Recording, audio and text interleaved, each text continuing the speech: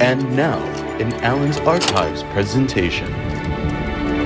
Okay, hey everybody, my name is Leron Thomas, aka Pan Amsterdam.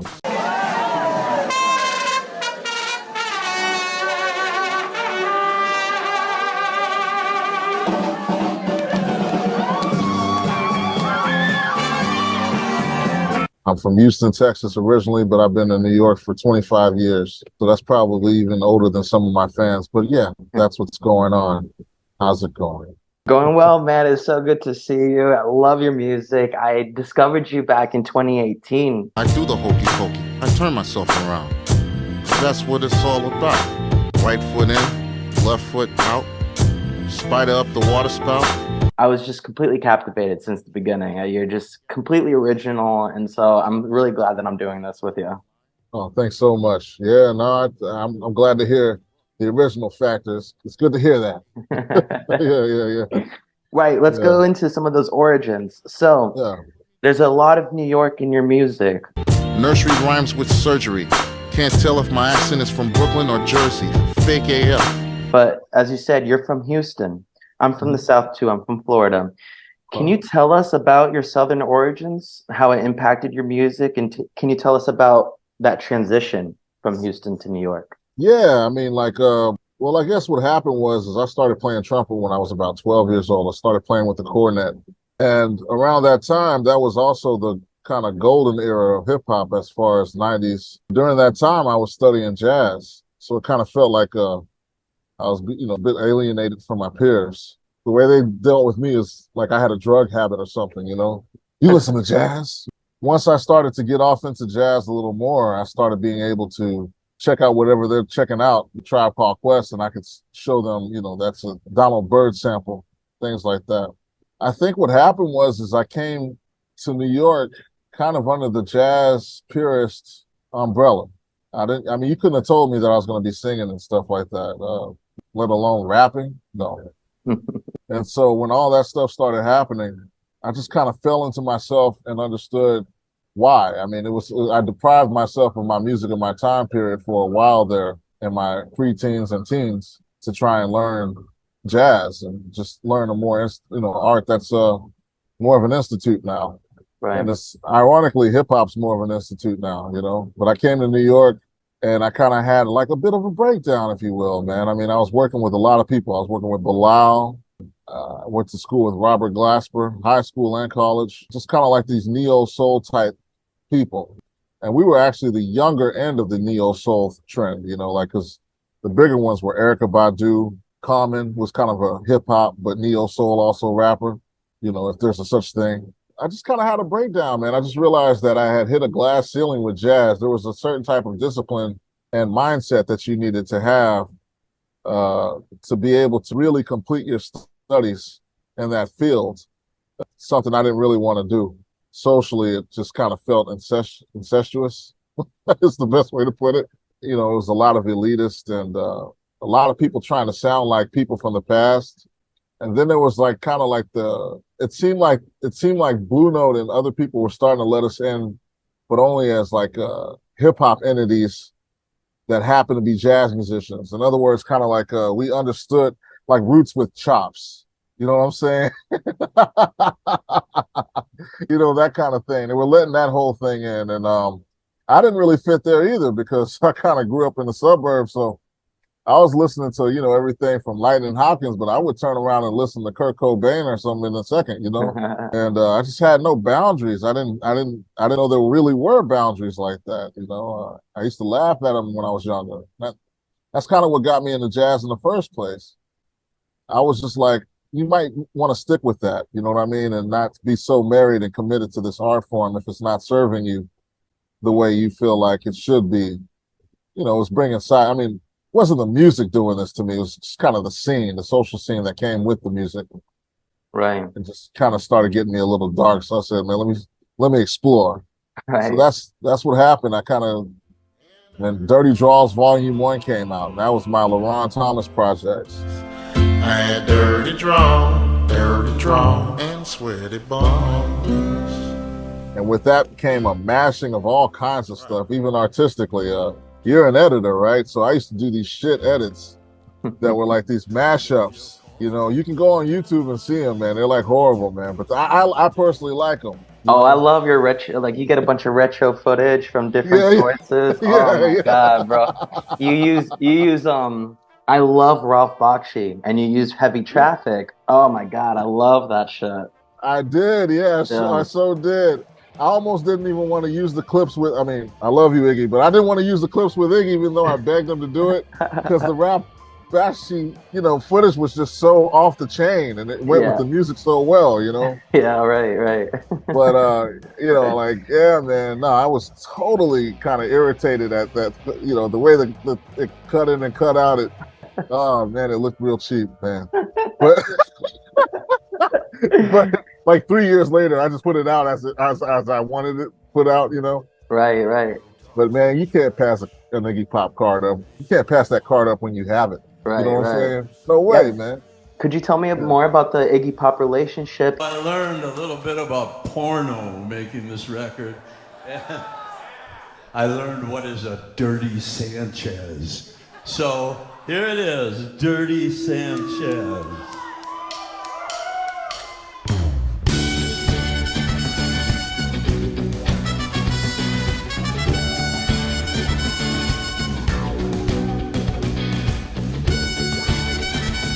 Leron Thomas on trumpet.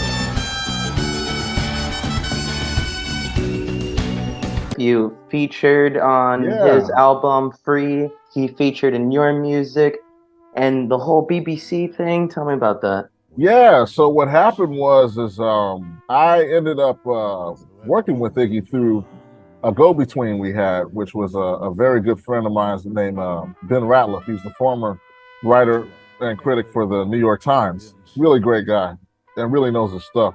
And Iggy kind of, taps in on him to see what, keep his ear to the street. Ratliff asked me what I was doing. I had a beer. I was really, I had a beer and a few wines. And I decided to talk with Ratliff. I had his email, so I decided to email him and tell him, hey, man, thanks for taking care of me in the city, writing me up on the New York Times. I didn't expect an artist like me, an independent. I was very independent during those days. A lot of DIY going on. I didn't expect that support. You know what I'm saying? And I just really was thankful. So he said, you're welcome. And he wrote back kind of promptly. So I just decided, since I was buzzing, say, hey, man, you want to get a beer sometime before I leave?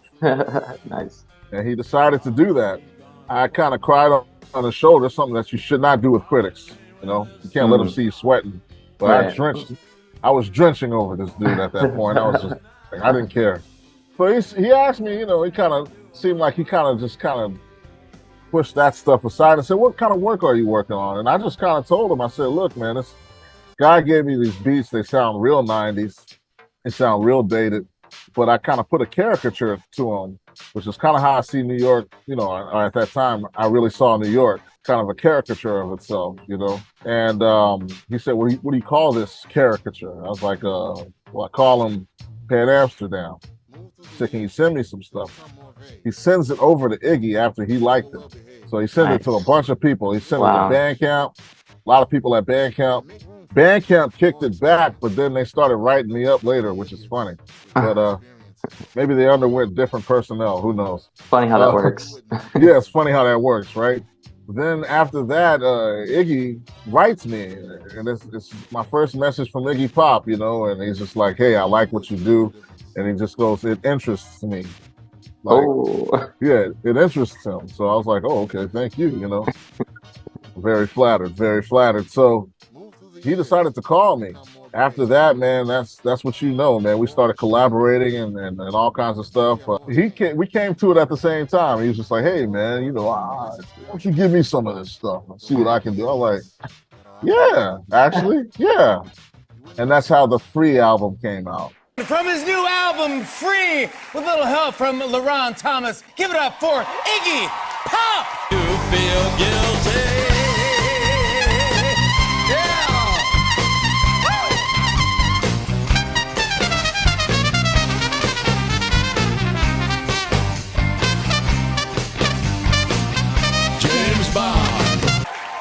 Pop right there.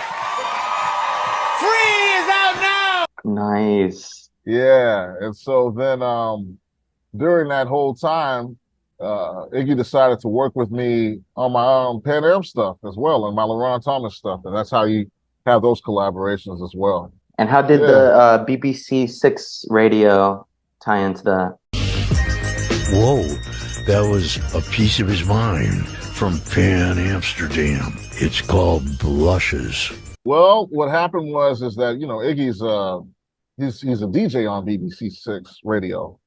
I might add, I contacted Pan Amsterdam after I saw Morning Jog. I thought he had taken up jogging because, you know, I'm an old boy. I really don't understand what's going on. Oh, you've taken up jogging. He had to explain that was the title of his new song. Pan is not a jogging type. He used to play Pan Am, or he still does, play Pan Am like all the time on his show. A lot of people discover Pan Am through his show. Pan Am has sampled beats from the catalog of singer-songwriter, trumpetist Leron Thomas. He has stated that we should expect more coming, and that's good. That's good. And there's another really cool collaboration you've had with Open Mike Eagle. Well, I love Open Mike Eagle. Yes, Yeah, me too. man. How did you do that? Man, he actually reached out to me. I believe it, man. Yeah, he keeps his ear to the street. You know You're what I'm saying? refreshing, man. Oh, thank you so much. Of course, man. of course. Yeah. He said that about Plus One. He really loved Plus One. You at the Vanguard tonight? Put me down +1. And he took me on tour with him. Oh, wow. And that was my first time rapping in front of people. I mean, I didn't realize how hard that shit was, man. Because you got to remember all these damn lyrics, man. And you supposed to move around. See, me, I stand in one place. You know, I chalk it up to me being more of a Miles Davis in the hip hop world. I stand in one position and deliver these lyrics. Meanwhile, I'm just saying, man, don't let me move around and forget these damn lyrics. It's gonna be a lot of pointing, man. Anytime I forget, you know, I'm gonna let you in on this.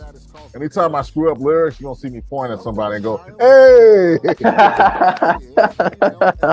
Anytime you see me do that, That's fucking funny. Straight brain dead. Gotta keep a smile on your face the whole time, though. You really do. You gotta keep a smile, man. You know, this gap right here is to save my ass so long. I'm telling you, man. Shit, man. If it wasn't for this gap, man, all-purpose gap. That's what I call it, man. You know, somebody about to fuck you up. Somebody thinking about hooking you up with a gig. I'm telling you, man. It's what it is. I used to be really ashamed of this gap, man. So I learned how to use this shit. But I ain't one of them brothers that keep their teeth too white too, though, man. You know?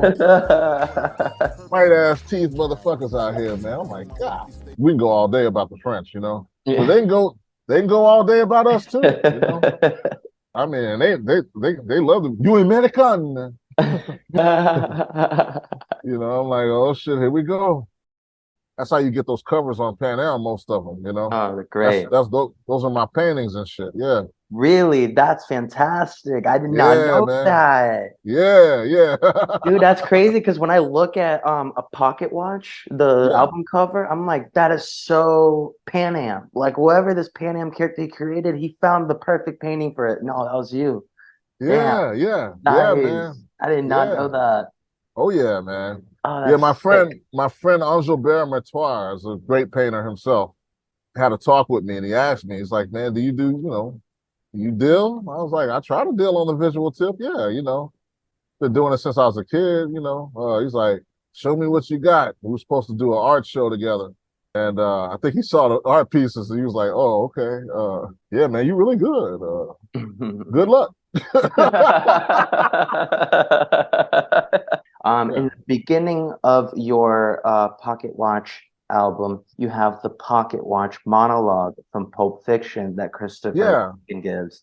Fantastic. What films tickle your fancy? Are the films that you like, are they as genre bending as you? Yeah, man. Well, the thing is that I like old kung fu flicks. Like I don't mean to Wu-Tang it, but I really like, Shaw Brothers and just old kung fu flicks. I like 80s B movies a lot, Mm-hmm. you know. Trancers. I love trancers, man. Mm-hmm. It's just real weird. The music and stuff. I think Heather Hunt's in in trancers. It's really cool because she's got that kind of new wave punk look and everything. I like 70s horror movies. Nice. Yeah, man. They're really funny, man. Like, Yes. especially like, man, there's this one called fuck is the name of that shit? I can't think of it right now, man. But it's a British alien flick, man. And that Oh. shit is so fucked. They show somebody giving birth, man. Yeah, it's called X something, man. I can't think of it right now. Oh, I'm gonna have to look that up. Yeah, man. It's actually 80s, that one. It's like, Okay. oh man, I wish I knew the name of it. It's a B movie. It's horrible and it's good. It's so genius, man. But that's where I get my ideas from. Like, Uh-huh. so it's just stuff like that. And yeah, that's me, man. Yeah, with the How much movies, did yeah. the Blaxploitation era influence you, if at all? Not really. I mean, it kind of cracked me up. The thing I always liked about the Blaxploitation thing is that they would try and talk. Brothers had to work hard, man. For brats like me to just be on here talking Uh-huh. shit. You know what I'm saying? I Right. mean, because when they had to sound like thugs, but then they had to tell you that they could act. Right, motherfucker, can you buy that?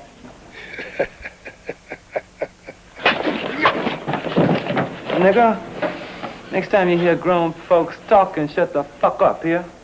So it was kind of like this Shakespearean diction that came out.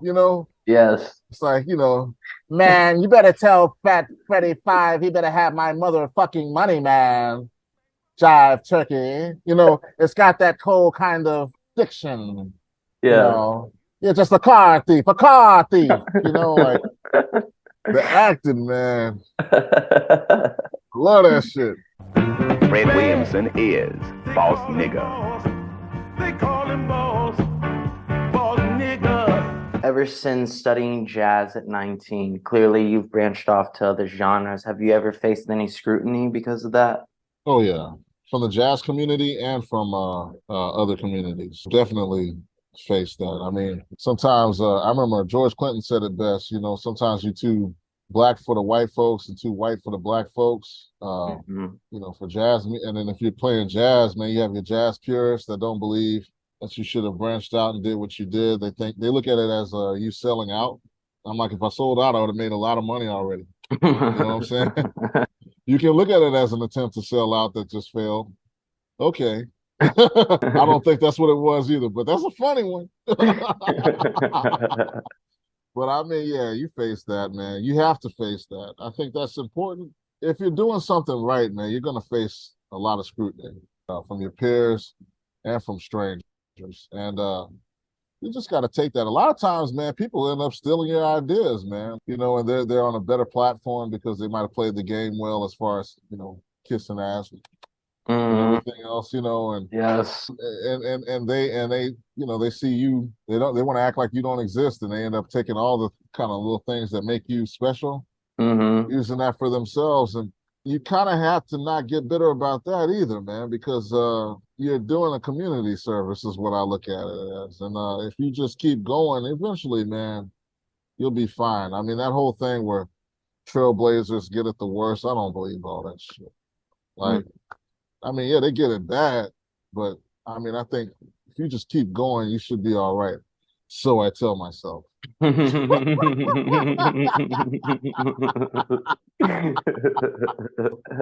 Yeah, You're gonna face some scrutiny, man. Fuck them. You're completely original, right? You're the genre bender that you are. You're a witty storyteller. What, elements of your life concocted this out of Pan Am? This witty storytelling guy you got? I think my family, Oh. You listen to a lot of elders. When I was growing up, I was listening, to hang around my grandmom a lot. I used to hang around my uncles a lot. And just, and even your cousins can tell you some good stories, man. I remember my cousin one time told me a story about the Texas Chainsaw Massacre that sounded so true. Like, he lived about 2 blocks from here. And, man, that shit scared, man, he was scared. I'm like, man, you made it up. Why you scared, man? He didn't want to go to bed by himself. He was crying in the bedroom and shit. Oh my God. But storytelling, definitely, yeah. I got a lot of good storytellers in my family, man. Nice. It's just, sometimes it's just nothing to do but talk shit. That's a great thing, man. It's a great thing. Could you tell us the role that the Baptist Church had in your music and family? Huge, man. Huge. I mean, my first big audience was in a Baptist church. Nice. I remember I was playing the 5 Heartbeats. I feel like going home. And I used to keep playing that song over and over and over again. It got me into the Sammy Davis Jr. Awards, man, where I ended up competing with people like, we were in the same competitions with people like Beyonce. Wow. Yeah, and that Destiny's Child, they were real young at the time. Their father went over to my father and was like, hey, I'm going to take the girls to Atlanta. Your son seems like a real talent. I don't mind taking him too. So my dad, understandably, was a bit suspect on that. Didn't know what was going on. So he passed that up, But I think, that was a good thing, man, because I was a good church player. And I don't think I would have developed as any other kind of musician had I just blew up doing some kind of whatever I would do with the cornet. You know what I mean? You would have felt too safe. You would have stayed confined. I would have stayed a certain type of church player, kind of like I'd have definitely been fucking with beats, though. You know what I'm saying? Okay. And, I think there's also a catch-22 to shit because you're also learning how to be a composer and everything. So I'm more of a Quincy Jones type person. I can give you, write scores and write arrangements and things of that nature, and write just full-out compositions, pen to paper.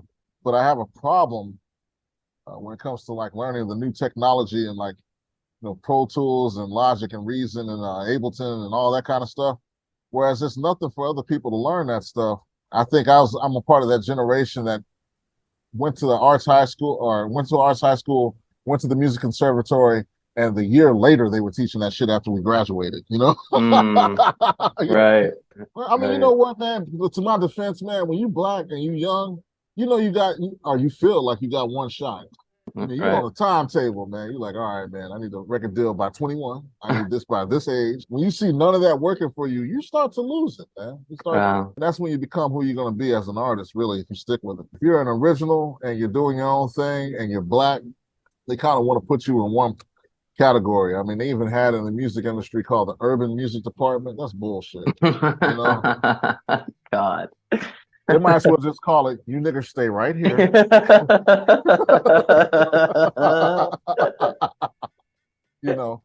Give us the latest slang on the streets, and so that people on Wall Street can chant it in their cars. They won't do that public unless they get too high on cocaine. And they know how to wrestle now, man. They be in a Brazilian jiu-jitsu and shit. They'll call you niggas straight to your face. That's a whole nother type of white boy now, man. Anyway, yeah. Did you grow up in a predominantly black neighborhood? And before going to college, did you have enough instruments at school? Yeah, that's the thing, man. I mean, a lot of black communities, they did take the instruments out of the schools. Black people were left with 2 turntables and a microphone. That wasn't my case, man. My family come from the country, and they went pretty much straight to the suburbs. They almost missed the inner city. But no, when I was younger, man, I was in the inner city. But then, ironically, man, I was in this ghetto ass place, and I used to play with this. Supposedly, the story goes, I used to play with this little white girl, and she got kidnapped. The guy didn't want my black ass. He didn't want me. He wanted her. But supposedly, I was there when it happened. I don't remember. Wow. We were playing by the pool, and she got taken. So my parents got in a big fight about that because, it was like, both of them graduated from college and both needed to go to work. And my mom at the time, naturally, wanted to be with her newborn.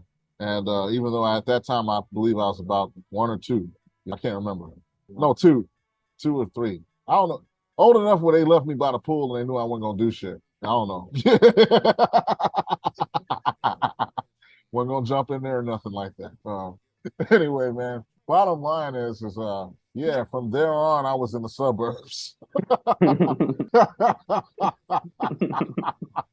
which was some funny shit too, man. Because man, the suburbs they act like you softed because you from the suburbs. Bullshit. No, yeah, it's rough. Let me tell you something, man. That Fresh Prince shit is true.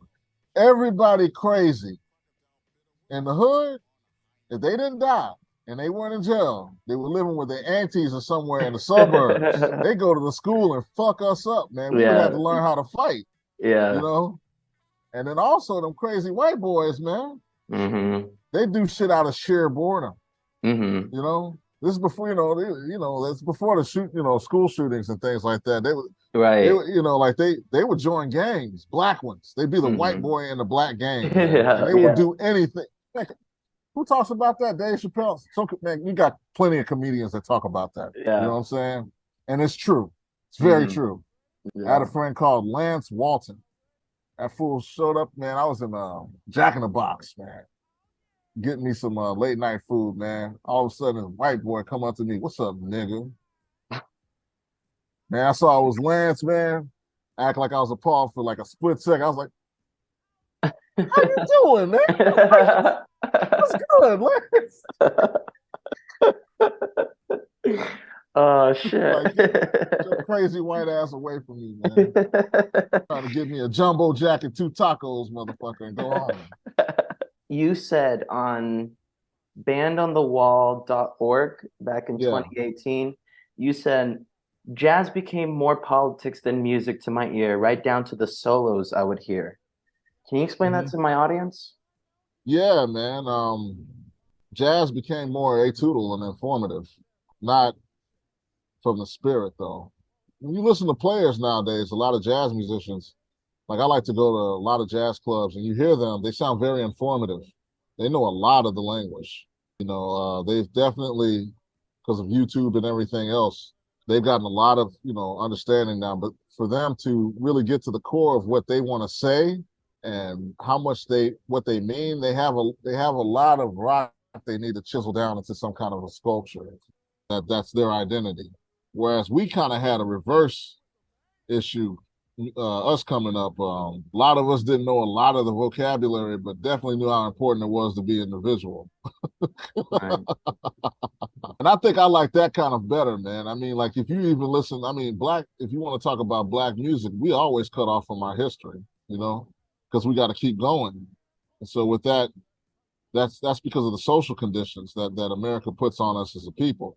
So, Jay-Z might not know about Charlie Parker until he become $1 billion Jay-Z or something like that. You know what I mean? Yeah. Then he can learn a little bit more about that kind of history and buy Basquiat in his bathroom. And that's kind of what you hear nowadays with the jazz, man. You hear like these black jazz musicians, some of them come up, man, they sound real soulful and things, but they don't know as much vocabulary as like say some of these college white musicians, Mm-hmm. And you see a lot of things, or you'll see some brothers that know a lot of shit too. In a song, you had like a little bit like of a rant about people in Jimi Hendrix shirts.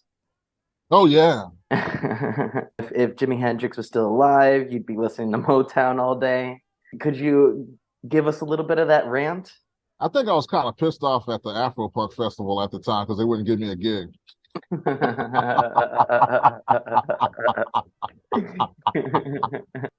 a lot of the people they hire, man, the motherfuckers, it just sounds like they're black and they just want to go rock. Like it's like, no, we know you playing rock music.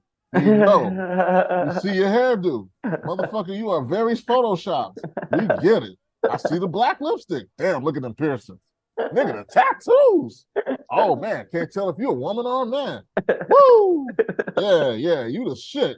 Just get tired of that shit, man. I was just like, and then Meanwhile, I'm saying to myself, you motherfuckers ain't pushing the shit though, man. You just playing what y'all think rock sounds like. The cool original cat that you are, do you have any advice or tips to upcoming artists or any artists, to be honest, when it comes to that consistent originality? And it's just so strong what you got going on.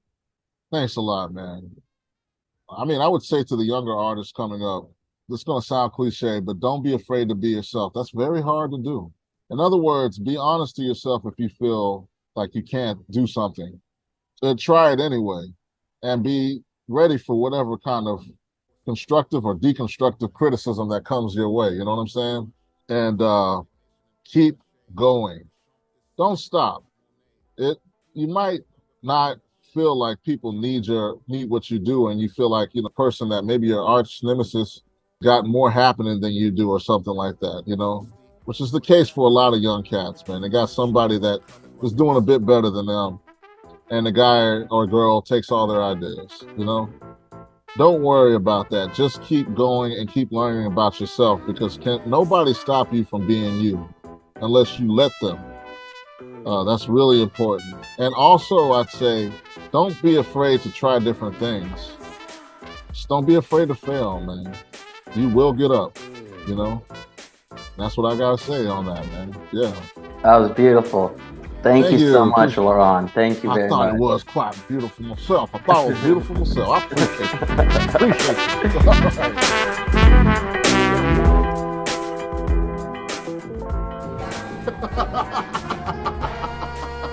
That was good. Yeah, that was a one taker.